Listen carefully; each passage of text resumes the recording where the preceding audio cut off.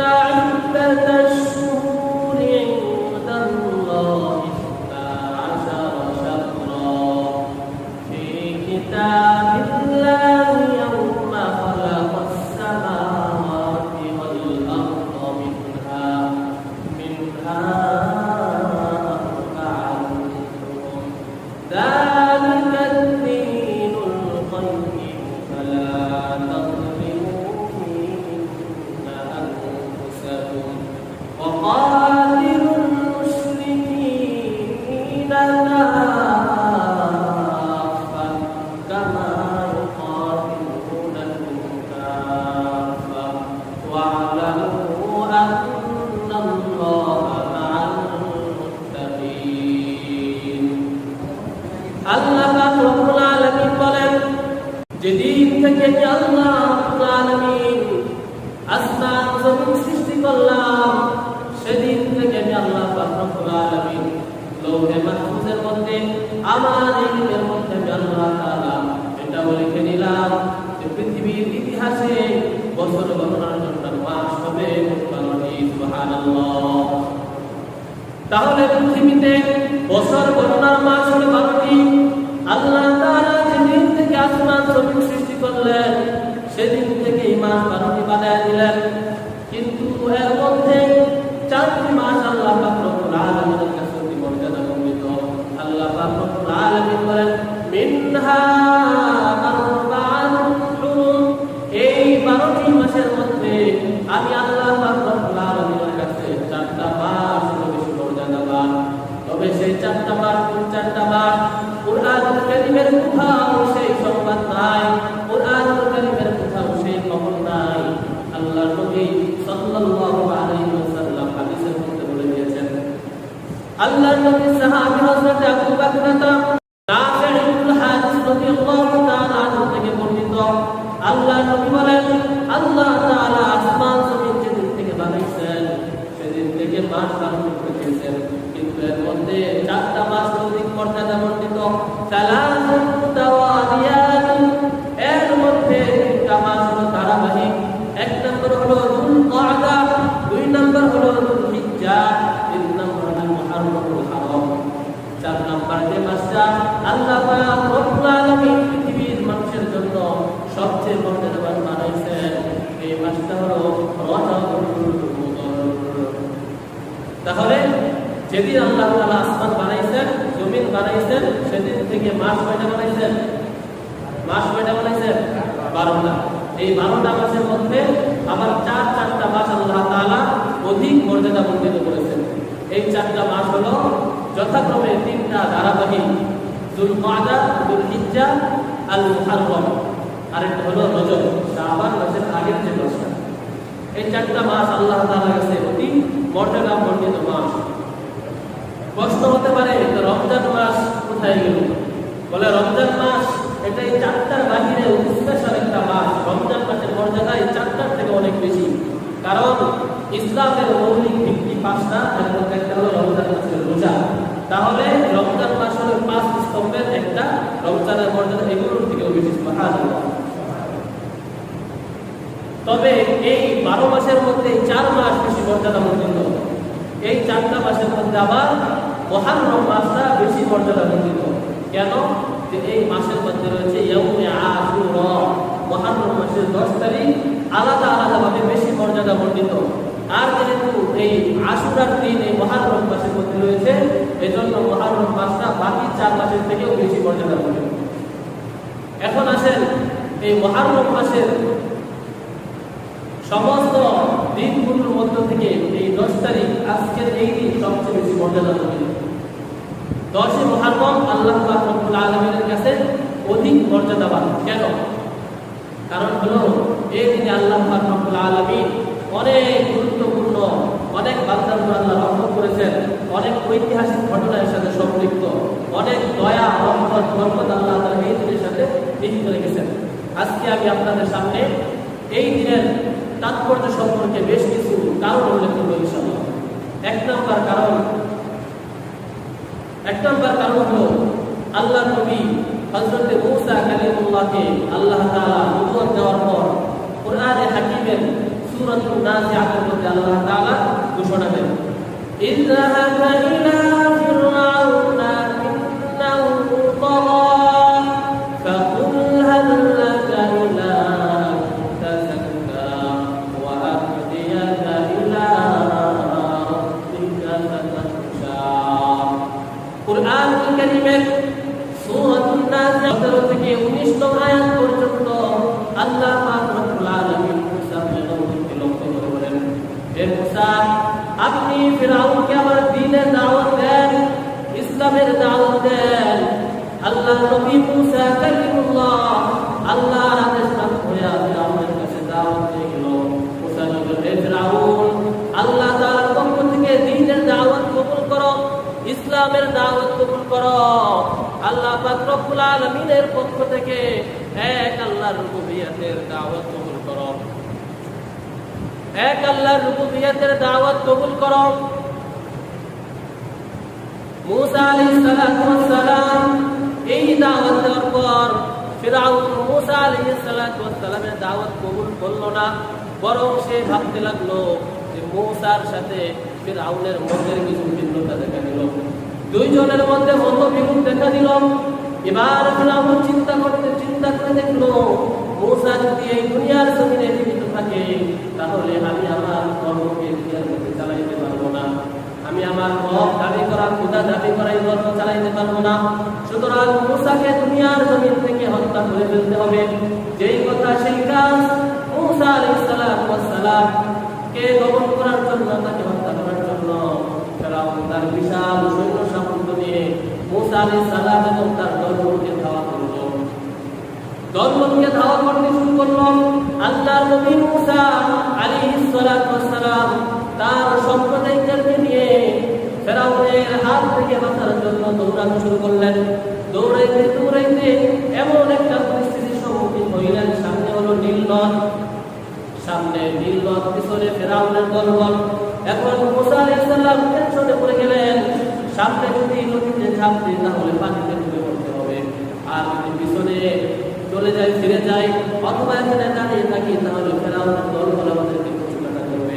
এমন একটা কঠিন পরিস্থিতিতে আল্লাহর নবী মুসা আলাইহিস সালাম আল্লাহ পাক রব্বুল আলামিনের কাছে সাহায্য চেয়ে দোয়া করলেন, ও আল্লাহ, আপনি দয়া করে আমাদেরকে সাহায্য করুন, আপনি আমাদেরকে ফিরআউনের হাত থেকে মুক্তি দান করুন। আল্লাহ পাক রব্বুল আলামিন মুসা আলাইহিস সালামের দোয়া কবুল করে বললেন, হে মুসা, তোমার হাতে যে লাঠিটা আছে এই লাঠি দিয়ে সমুদ্রের পানিতে আঘাত করো। মুসা আলাইহিস সালাম সজোরে সমুদ্রের পানির মধ্যে আঘাত করলেন। আঘাত করার সাথে সাথে আল্লাহ পাক রব্বুল আলামিন মুসা আলাইহিস সালামের সাথে 12টা কওমের রূপ ছিল, 12টা গোত্রের রূপ, গোষ্ঠীর রূপ মুসা আলাইহিস সালামের সাথে ছিল। আল্লাহ পাক রব্বুল আলামিন এই মুসা আলাইহিস সালামের 12টা কওমের রূপদেরকে ফিরআউনের হাত থেকে, ফিরআউনের আক্রমণ থেকে, আগ্রাসন থেকে নাজাত দেওয়ার জন্য আল্লাহ তাআলা সমুদ্রের বুক চিরে একটি নয়, দুইটি নয়, 12টি রাস্তা আল্লাহ তাআলা কুদরতিভাবে তৈরি করে দিলেন। সুবহানাল্লাহ। যেদিন এই রাস্তাটা আল্লাহ তাআলা তৈরি করে দিয়ে মুসা আলাইহিস সালামকে ফিরআউনের হাত থেকে মুক্তি দিয়েছিলেন, ওই দিনটা ছিল আশুরার দিন, 10ই মুহররম, আজকের এই দিন। আল্লাহ পাক রব্বুল আলামিন কুরআনুল কারীমে ঘটনা উল্লেখ করেছেন। সূরাতুল বাকারা আল্লাহ পাক রব্বুল আলামিন বলেন, ওয়া ইয ফারাকনা বিকুমুল বাহরা ফাআনজাইনাকুম ওয়া আগরাকনা আলা ফিরআউনা ওয়া আনতুম তানজুরুন।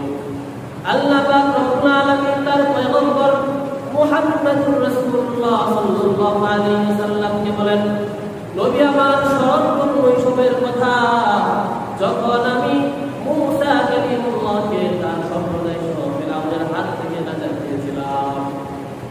শুধু মুসা আলাইহিস সালামকে নাজাত দেন নাই, আল্লাহ পাক রব্বুল আলামিন ফিরআউনকে এই দিনে সদর বলে নীল দরিয়ার মধ্যে চুবিয়ে ডুবিয়ে আল্লাহ তাআলা ফিরআউনের ক্ষমতাকে ধ্বংস করে দেন। এই দিনটা ছিল এই আশুরার দিন, মুহররমের 10 তারিখ। সুবহানাল্লাহ। কিতাবের মধ্যে আসছে, ফিরআউন যখন মুসা আলাইহিস সালামকে ধাওয়া করতে করতে নীল নদের সামনে উপস্থিত হলো, এখন দেখে নীল নদের মাঝখানে 12টা রাস্তা। ফেরাউন টেনশনে পড়ে গেল যে সমুদ্রের মাঝখান থেকে রাস্তা, এখন কি এই রাস্তার মধ্যে ঢুকবো নাকি ব্যাক করবো, পিছনে ফিরে যাব। যদি পিছনে ফিরে যাই তাহলে মূসা বেঁচে গেল, তার দল বলবে। আর যদি এই রাস্তা দিয়ে ঘোড়া হাঁটিয়ে যাই তাহলে মাঝখানে যাওয়ার পর যদি সমুদ্রের পানি একাকার হয়ে যায় তাহলে তো আমি ডুবে চুবে মরে যাব। ফেরাউন এরকম টেনশন করতেছিল।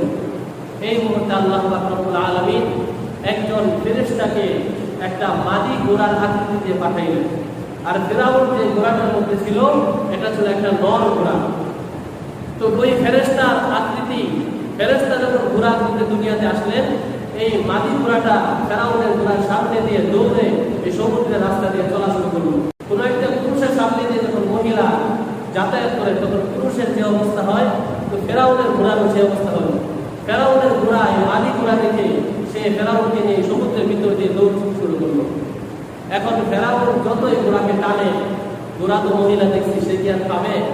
ঘোড়া ফেরাউনকে নিয়ে এই সমুদ্রের মাঝখান দিয়ে চলাচল শুরু করলো।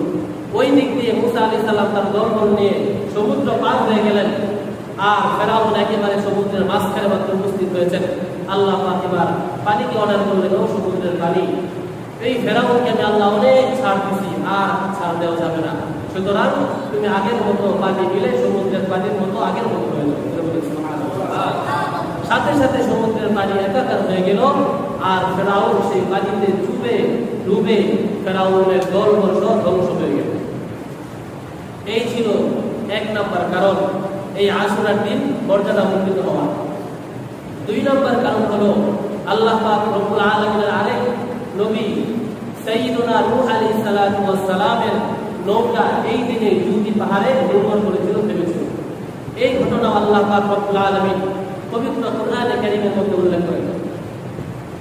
আল্লাহ পাক রব্বুল আলামিন বলেন, ওয়ালাকাদ আরসালনা নূহান ইলা কওমিহি ফালাবিথা ফীহিম আলফা সানাতিন ইল্লা 50 আমা ফাআখাযাহুম তুফান ওয়া হুম যালিমুন।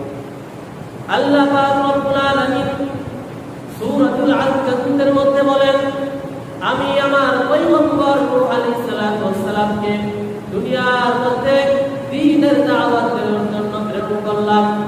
আমার নবী নূহ আলাইহিস সালাতু ওয়াস সালাম লাগাতার 950 বছর তার কওমকে দাওয়াত দিলেন।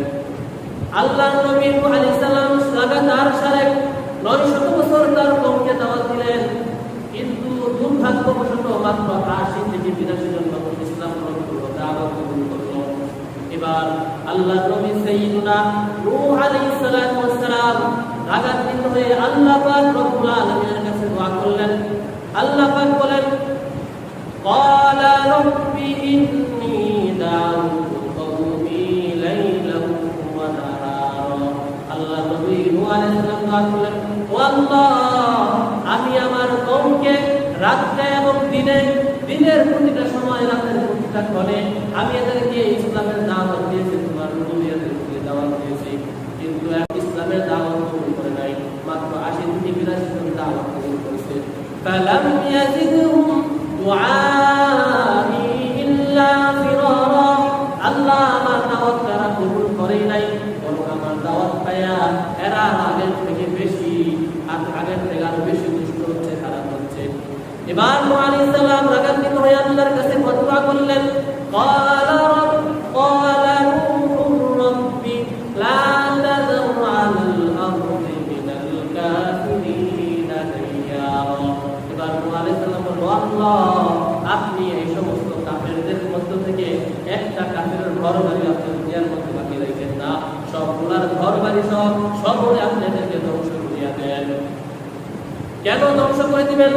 আল্লাহ পাক বলেন, ইন্নাকা ইন তাযারহুম ইউদিল্লু ইবাদাক ওয়া লা ইয়ালিদু ইল্লা ফাজিরান কাফফারা।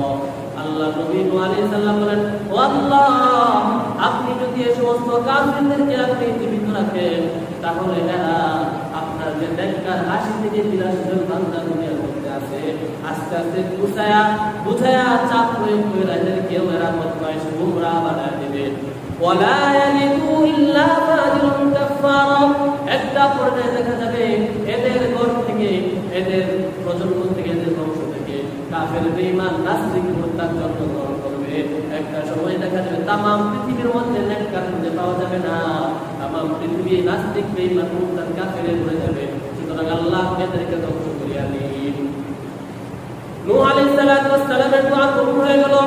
আল্লাহ পাক বলেন, হে নূহ তুমি একটা নৌকা বানাও, ওয়াসনাইল ফুলকা বিআউনিনা ওয়া ওয়াহয়িনা। হে নূহ তুমি আমার তত্ত্বাবধানে, আমার তত্ত্বাদেশে একটা নৌকা বানাও। নূহ আলাইহিস সালাতু ওয়াস সালাম নৌকা বানাইলেন। আল্লাহ বললেন, এবার তুমি আর ঈমানদারদেরকে নিয়ে এই নৌকার মধ্যে ঢুকে যাও, আর প্রত্যেক প্রাণী থেকে জোড়া জোড়ায় এক জোড়া করে প্রাণী উঠাও। এইভাবে নূহ আলাইহিস সালাতু ওয়াস সালাম এই নৌকার মধ্যে ঈমানদার সহ নৌকার মধ্যে উঠলেন। এইভাবে 40 দিন পর্যন্ত মহাপ্লাবন আল্লাহ তাআলা জমিনের মধ্যে চালু করে দিলেন। আসমান থেকে মুষলধারে বৃষ্টি, মাটি ফেলে পানি উঠতেছিল।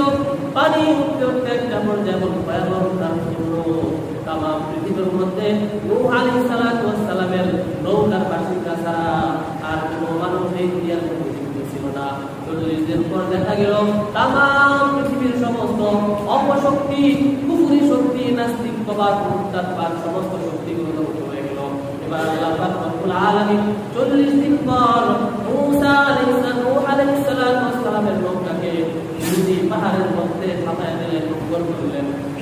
নূহ আলাইহিস সালামের নৌকাকে 40 দিন প্লাবন শেষ হওয়ার পর নদী পাহাড়ের মধ্যে আল্লাহ তাআলা থামাইলেন। ওই দিনটা ছিল আজকের এই দিন, আশুরার দিন, মুহররমের 10 তারিখ। সুবহানাল্লাহ। এটা ছিল 2 নম্বর কারণ। এই দিন শ্রেষ্ঠ হওয়ার একটা কারণ হলো আল্লাহর নবীর অন্যতম নবী হযরত ইউসুফ আলাইহিস সালাতু ওয়াস সালাম। ইউসুফ আলাইহিস সালাতু ওয়াস সালামকে যখন তার 10 ভাইয়েরা মিলে কুপের মধ্যে ফেলে দিল, ওই সময় ইউসুফ আলাইহিস সালাতু ওয়াস সালাম কুপের মধ্যে কঠিন যন্ত্রণাদায়ক সময়গুলো কাটাচ্ছিলেন। আল্লাহর হুকুমে কয়েকদিন পর সেখান দিয়ে একটা ব্যবসায়িক কাফেলার উঠে যাচ্ছিল। ব্যবসায়িক কাফেলার পানির প্রয়োজন দেখা দিল। হঠাৎ করে তারা পানির জন্য কূপের মধ্যে বালতি ঝুলালো, রশি ফেলল। রশি ফেলতে গিয়ে যখন পানি উঠানোর জন্য বালতিটা উপরের দিকে উঠালো, হঠাৎ করে দেখে বালতির ভিতরে কি যেন লাইটের আলোর মতো প্রকাশ করতেছে, বিশাল বড় এক নূরের আলো। আল্লাহ তাআলা ওই রশির মাধ্যমে হযরত ইউসুফ আলাইহিস সালাতু ওয়াস সালামকে এই কূপের গভীর অবস্থা থেকে আল্লাহ তাআলা উদ্ধার করেছিলেন। সেই দিনটাও ছিল আজকের এই দিন, মুহররমের 10 তারিখ। এজন্য আল্লাহ পাক রব্বুল আলামিন বলেন, وجاءت سيارة فأرسلوا والدهم فأدلى دلوه قال يا بشرى هذا غلام وأرسلوه بضاعة والله عليم بما يعملون।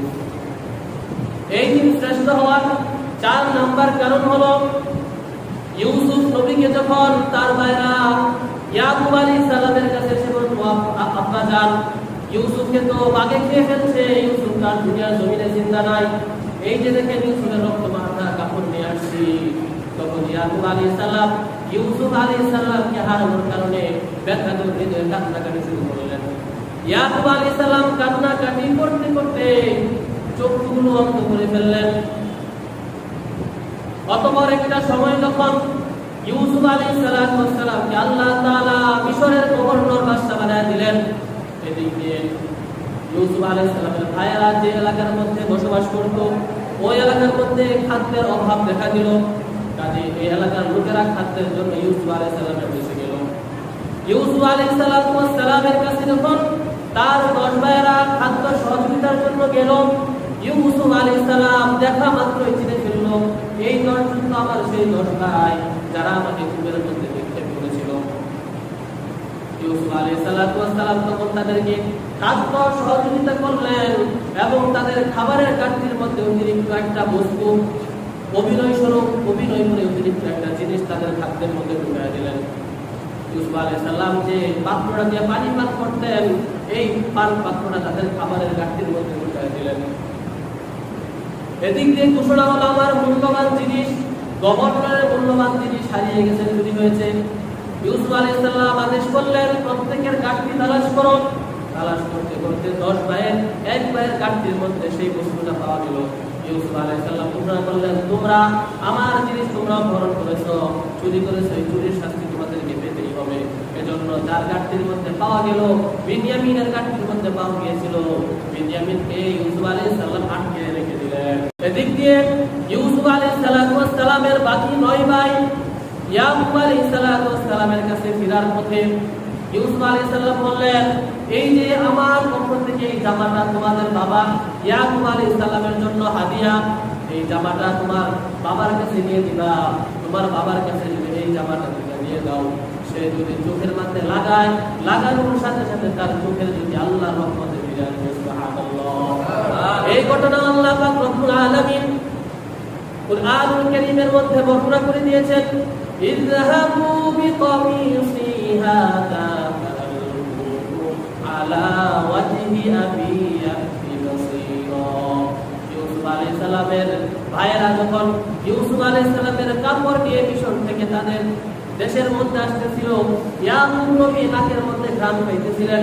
ইয়াকুব নবী বলতেছিলেন, আশপাশের লোকদেরকে বলতেছিলেন, তোমরা যদি আমাকে বলো যে আমি বুড়া বয়সের কারণে পাগল হয়ে গেছি, আমি বার্ধক্যজনিত কারণে পাগল হয়ে গেছি, আমার বুদ্ধি লোপ পেয়েছে, এই কথা যদি না বলো, তাহলে আমি একটা কথা বলি, কান করে শুনে রাখো, আমি আমার নাক দিয়ে ইউসুফ আলাইহিস সালামের কাজ পাইতেছি। সুবহানাল্লাহ।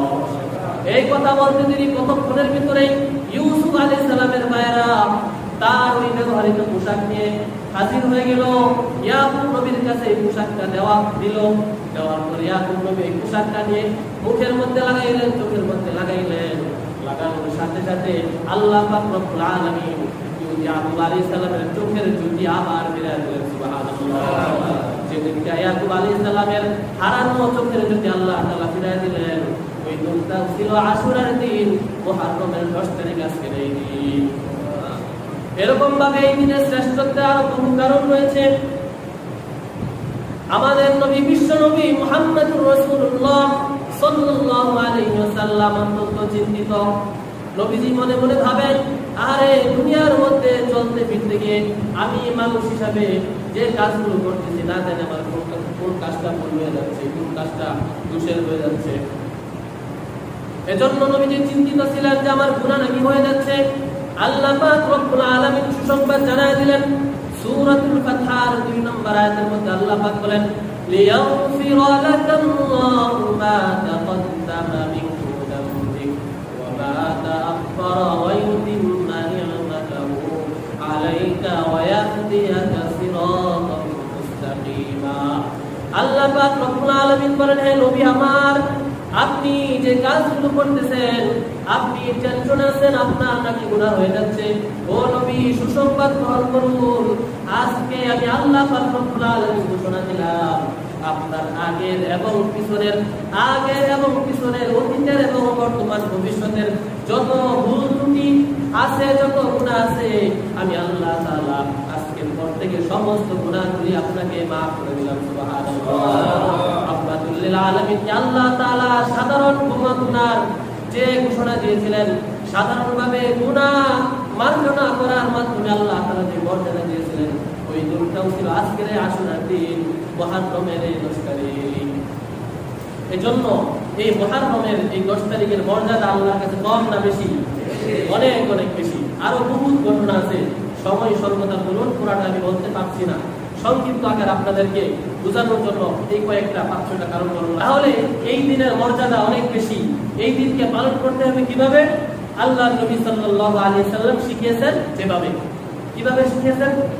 আল্লাহ নবী রাহমাতুল লিল আলামিন যখন মক্কা থেকে হিজরত করে মদিনার মধ্যে যান, মদিনায় গিয়ে দেখেন মদিনার ইহুদিরা এই দিনের মধ্যে রোজা রাখে।